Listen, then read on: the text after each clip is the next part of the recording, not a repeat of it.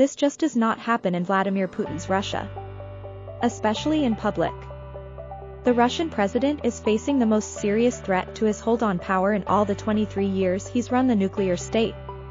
And it is staggering to behold the veneer of total control he has maintained all that time, the ultimate selling point of his autocracy, crumble overnight. It was both inevitable and impossible. Inevitable, as the mismanagement of the war had meant only a system as homogenously closed and immune to criticism as the Kremlin could survive such a heinous misadventure. And impossible as Putin's critics simply vanish, or fall out of windows, or are poisoned savagely. Yet now the fifth largest army in the world is facing a weekend in which fratricide, the turning of their gun upon their fellow soldiers, is the only thing that can save the Moscow elite from collapse. So accustomed are we to viewing Putin as a master tactician, that the opening salvos of Wagner chief Yevgeny Prigozhin's disobedience were at times assessed as a feint, a bid by Putin to keep his generals on edge with a loyal henchman as their outspoken critic.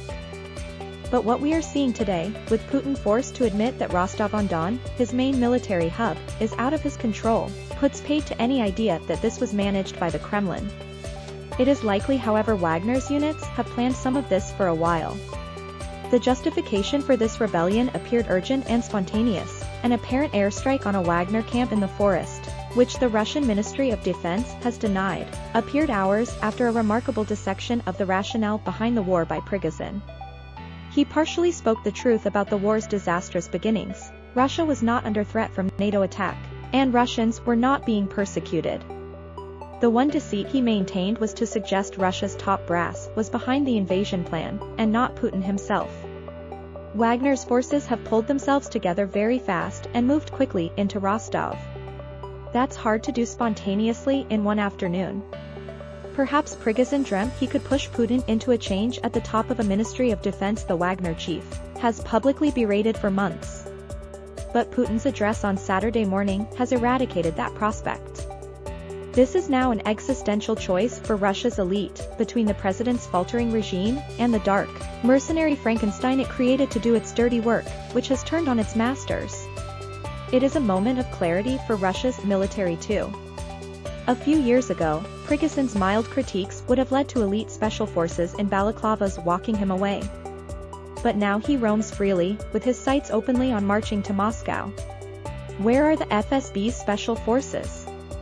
Decimated by the war, or not eager to take on their armed and experienced comrades in Wagner? This is not the first time this spring we have seen Moscow look weak. The drone attack on the Kremlin in May must have caused the elite around Putin to question how on earth the capital's defenses were so weak. Days later, elite country houses were targeted by yet more Ukrainian drones. Among the Russian rich, Friday's events will remove any question about whether they should doubt Putin's grip on power. Ukraine will likely be celebrating the disastrous timing of this insurrection inside Russia's ranks. It will likely alter the course of the war in Kiev's favor. But rebellions rarely end in Russia, or anywhere, with the results they set out to achieve. The 1917 removal of Tsar Nicholas II in Russia turned into the Bolshevik Revolution, Lenin, and then the Soviet Empire. As this rare Jacobean drama of Russian basic human frailty plays out, it is not inevitable that improvements will follow. Prigozhin may not win, and the foundations of the Kremlin's control may not collapse. But a weakened Putin may do irrational things to prove his strength. He may prove unable to accept the logic of defeat in the coming months on the front lines in Ukraine. He may be unaware of the depth of discontent among his own armed forces, and lack proper control over their actions. Russia's position as a responsible nuclear power rests on stability at the top. A lot more can go wrong than it can go right. But it is impossible to imagine Putin's regime will ever go back to its previous heights of control from this moment. And it is inevitable that further turmoil and change is ahead.